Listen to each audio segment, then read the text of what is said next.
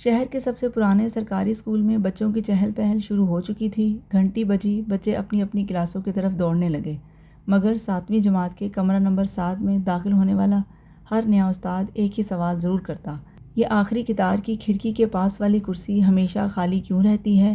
اور ہر بار پوری کلاس خاموش ہو جاتی۔ کسی بچے کی ہمت نہیں ہوتی تھی کہ جواب دے۔ کچھ دیر بعد اسکول کا چپڑاسی آتا، خاموشی سے اس کرسی پر جمی گرد صاف کرتا، اس کے اوپر تازہ سفید رومال بچھاتا اور پھر بغیر ایک لفظ کہے واپس چلا جاتا۔ یہ منظر روز دہرایا جاتا اور پھر سبق شروع ہو جاتا۔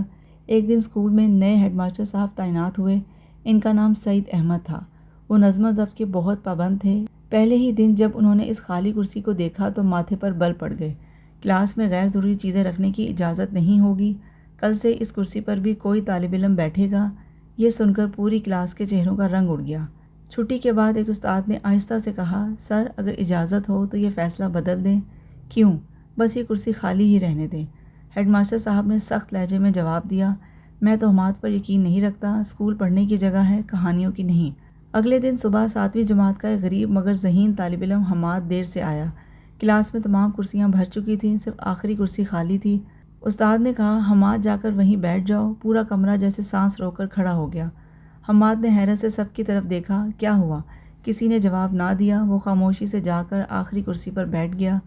کھڑکی سے آنے والی ٹھنڈی ہوا اس کے چہرے سے ٹکرائی۔ اس نے محسوس کیا جیسے اس کرسی پر کبھی کوئی بہت دیر تک بیٹھا رہا ہو، مگر یہ صرف اس کا وہم تھا، یا شاید نہیں۔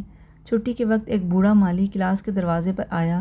اس نے حماد کو اس کرسی پر بیٹھے دیکھا تو اس کے ہاتھ سے پانی کا لوٹا گر گیا۔ اس کی آنکھوں میں خوف نہیں بلکہ درد تھا۔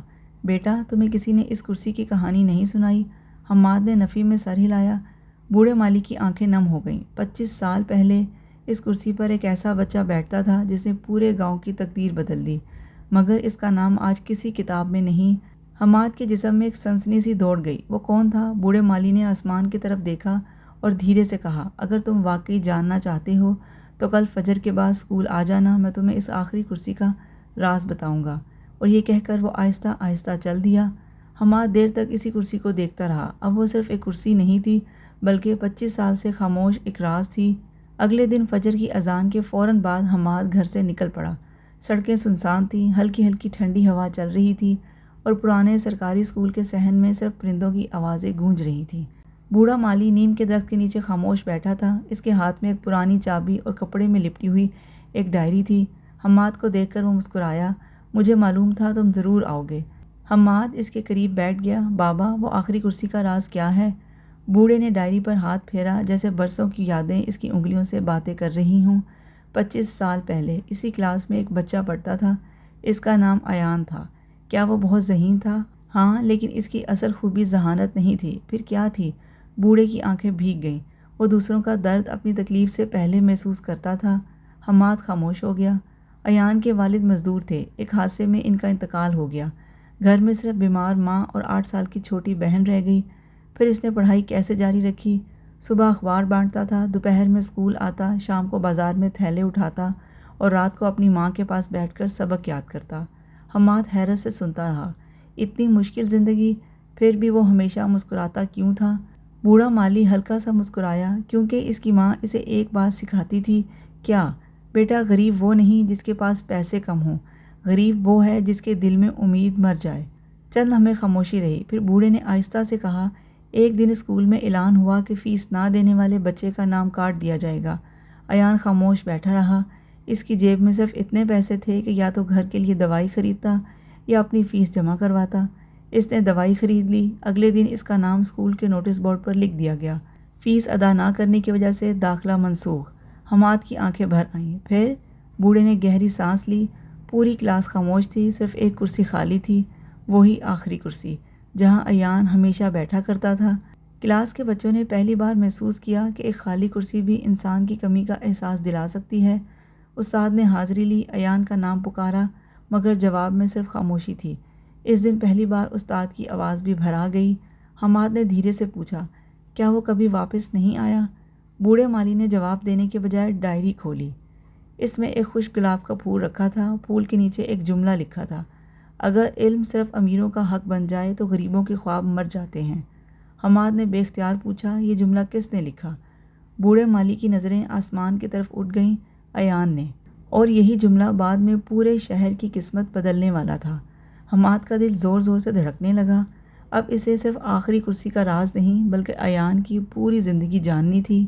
حماد کی نظریں اب بھی ڈائری پر جمی ہوئی تھیں۔ بابا، پھر ایان کا کیا ہوا؟ بوڑھے مالی نے ایک لمبی سانس لی۔ اس دن کے بعد وہ اسکول نہیں آیا، مگر اس نے ہار نہیں مانی۔ صبح مزدوری کرتا، دوپہر میں سرکاری لائبریری جا کر کتابیں پڑھتا اور رات کو اپنی بیمار ماں کے پاس بیٹھ کر خود سے پڑھائی کرتا۔ اس کے ایک استاد تھے، عبدالرحمن صاحب۔ وہ ہر ہفتے خاموشی سے ایان کے گھر جاتے، پرانی کتابیں دیتے اور کہتے، بیٹا اسکول تم سے چھن سکتا ہے، علم نہیں۔ حماد خاموشی سے سنتا رہا۔ بوڑھے مالی کی آواز بھرا گئی۔ چند مہینوں بعد ایان کی ماں اس دنیا سے چلی گئی۔ اس دن پہلی بار لوگوں نے ایان کو روتے دیکھا۔ ماں کی تدفین کے بعد وہ سیدھا اسکول آیا۔ وہ اسی آخری کرسی کے پاس کھڑا رہا جہاں وہ بیٹھا کرتا تھا۔ اس نے کرسی پر ہاتھ رکھا اور آہستہ سے کہا، میں واپس ضرور آؤں گا، مگر طالب علم بن کر نہیں۔ یہ کہہ کر وہ چلا گیا۔ حماد نے بے چینی سے پوچھا، پھر وہ آیا؟ بوڑھے مالی کے چہرے پر ہلکی سی مسکراہٹ آ گئی۔ ہاں، لیکن 15 سال بعد۔ اس دن پورا گاؤں حیران رہ گیا جب بڑی بڑی گاڑیاں اسکول کے باہر آ کر رکیں۔ ان میں سے ایک شخص اترا، سادہ سفید شلوار قمیض، چہرے پر عاجزی اور آنکھوں میں وہی پرانی چمک۔ وہ ایان تھا۔ وہ شہر کا ایک کامیاب انجینئر بن چکا تھا، مگر اس نے اپنی پہلی کمائی سے نہ گھر خریدا نہ گاڑی۔ اس نے سیدھا اس اسکول کا رخ کیا۔